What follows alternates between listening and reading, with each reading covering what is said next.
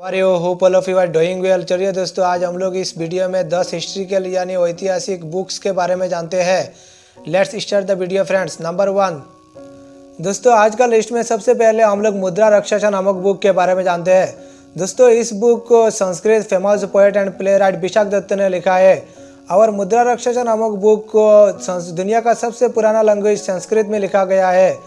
और दोस्तों, साथ में कि आप लोग जानते हैं, ये बुक को आप लोग अगर डिटेल्स में पढ़ेंगे तो चंद्रगुप्त मौर्य के बारे में जानने को मिलेगा। कैसे चंद्रगुप्त मौर्य ने नॉर्थ इंडिया में मगध का राजा बने थे चाणक्य की मदद से। आज का लिस्ट में हम लोग और एक हिस्ट्रिकल क्रॉनिकल बुक राजा तरंगिणी यानी रिवर ऑफ किंग्स नामक बुक के बारे में जानते हैं। दोस्तों, इस बुक को 1148 में कश्मीरी ब्राह्मण लेखक काल्हाना ने लिखा था। दोस्तों, अगर आप लोग इस बुक को डिटेल्स में स्टडी करेंगे तो कश्मीर में शुरू से लेकर 1148 तक किन किन राजाओं ने शासन किया था, कैसे उन लोगों ने कश्मीर को शासन किया था, तो अब कश्मीर का कोर्ट में क्या क्या एक्टिविटी होता था, क्या क्या पॉलिटिकल एक्टिविटी होता था, पॉलिटिकल एक्टिविटी होता था, और राजाओं ने कैसे कश्मीर को शासन किया था, रूल किया था, यह सब चीज़ आप लोगों को डिटेल्स में मिल सकता है। दोस्तों, राजा तरंगिणी यानी रिवर ऑफ किंग्स नामक बुक को संस्कृत में लिखा गया था और यह एक मोस्ट ऑथेंटिक यानी ओरिजिनल बुक है, क्योंकि पोएट खुद ही एक कश्मीर का कोर्ट पोएट थे और उनका जो फादर और अंकल भी पहले कश्मीर का कोर्ट में काम कर चुके थे। तो चलिए हम लोग और एक फेमस हिस्ट्रिकल बुक इंडिका के बारे में जानते हैं, जिसको फेमस ग्रीक राइटर मेगास्थनीस ने लिखा था। दोस्तों, इंडिका का ओरिजिनल कॉपी लॉस्ट हो चुका है यानी गुम हो चुका है। बाद में इसका जो फ्रेगमेंट्स है उसको लैटिन और ग्रीक भाषा में सर्वाइव किया गया था।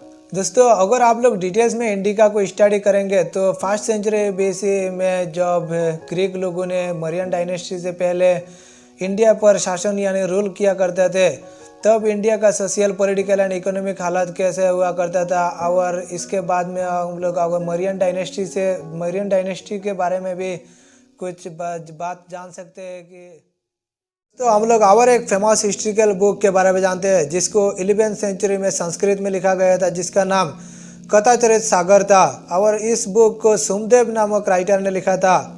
दोस्तों, कथाचरित सागर जिसका इंग्लिश में मीनिंग होता है ocean of the streams of stories. दोस्तों, सुमदेव का ये कथाचरित सागर को आप लोग अगर डिटेल्स में पढ़ेंगे तो आप लोगों को 11th सेंचुरी का सोशल कल्चरल एंड एनवायरमेंटल कैसा रहा, उस ज़माने में कैसे लोगों ने एक दूसरे के साथ व्यवहार करते थे, बिहेव करते थे, और साथ में आप लोगों को उस ज़माने का Indian famous legends, fairy tales, folk tales, ये सब के बारे में जानने को मिलेंगे। दोस्तों, सुमदेव के बारे में ज़्यादा कुछ जानने को नहीं मिलता है इतिहासकारों के पास, लेकिन इतिहासकारों का यानी हिस्ट्रियंस का मानना है कि सुमदेव ने कथाचरित सागर को कश्मीर में रहकर ही ख़त्म किया था। तो चलिए हम लोग और एक फेमस हिस्ट्रिकल बुक बाबरनामा यानी तुजु की बाबरी के बारे में जानते हैं, जिसको मेडिएवल इंडिया में लिखा गया था। बाबरनामा वो एक ऑटोबायोग्राफी यानी आत्मकथा थे। उनको इंडिया में मुगल डायनेस्टी का फाउंडर किंग बाबर ने लिखा था और इस बुक को चागाताई लैंग्वेज में लिखा गया था। दोस्तों, चागाताई वो एक लैंग्वेज है जिसको आंदीजान ताइमुरिस लोगों ने इस्तेमाल करता है इसी भाषा को। दोस्तों, आप लोग अगर इस बुक को यानी बाबरनामा को डिटेल्स में स्टडी करेंगे तो आप लोगों को किंग बाबर का लाइफ के बारे में इम्पोर्टेंट यानी रोचक बातें जानने को मिलेंगे, और साथ में आप लोगों को ये भी जानने को मिल सकता है कि बाबर ने कैसे इंडिया पर आक्रमण किया था, कैसे वो आंदीजान यानी उज्बेकिस्तान से निकलकर पंजाब से होकर इंडिया में आए थे, और किन किन लोगों से उन्होंने मुलाकात किया था, किन किन देशों में उन्होंने विजिट किया था, ये सब डिटेल्स में आप लोगों को जानने को मिलेंगे।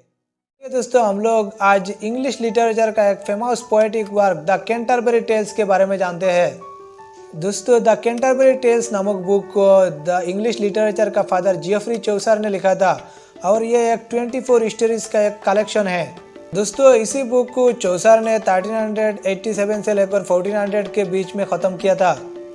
दोस्तों, आप लोग इसी बुक को डिटेल्स में पढ़ेंगे तो आप लोग पाएंगे कि जियोफ्री चौसर ने इसी बुक को ह्यूमन वैल्यूज जैसे कि human beliefs, honesty, good willness और bad willness, bad work, good work, ये सब का कंपैरिजन किया है और उन्होंने अल्टीमेटली गुड पॉइंट्स में ही ज़्यादा प्रेफरेंस दिया है।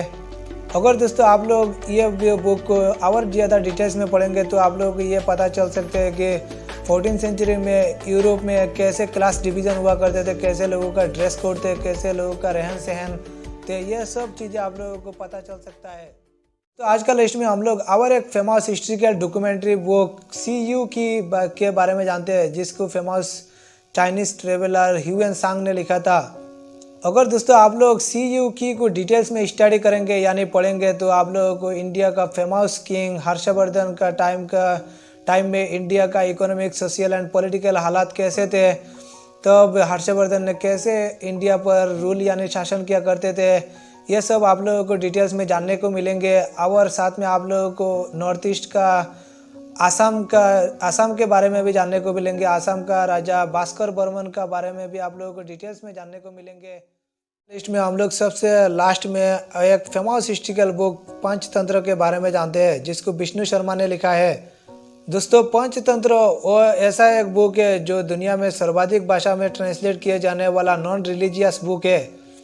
पंचतंत्र वो एक मॉरल स्टोरी बुक है। अगर आप लोग इस बुक को डिटेल्स में पढ़ेंगे तो आप लोग पाएंगे कि विष्णु शर्मा ने इंसान का ह्यूमन वैल्यूज जैसे कि beliefs, good work, moral stories, ये सब में ज़्यादा इम्पोर्टेंस दिया है। तो फिर दोस्तों आज का वीडियो यहीं पे ख़त्म करते हैं। Bye bye friends. इसमें हम लोग और एक मेडिएवल इंडिया में लिखे गए फेमस हिस्ट्रिकल बुक फुतूह उस सलातिन नामक बुक के बारे में जानते हैं, जिसको अब्दुल मलिक इसामी ने लिखा था। दोस्तों फुतूह उस सलातिन नामक बुक को पार्सियन लैंग्वेज में लिखा गया था।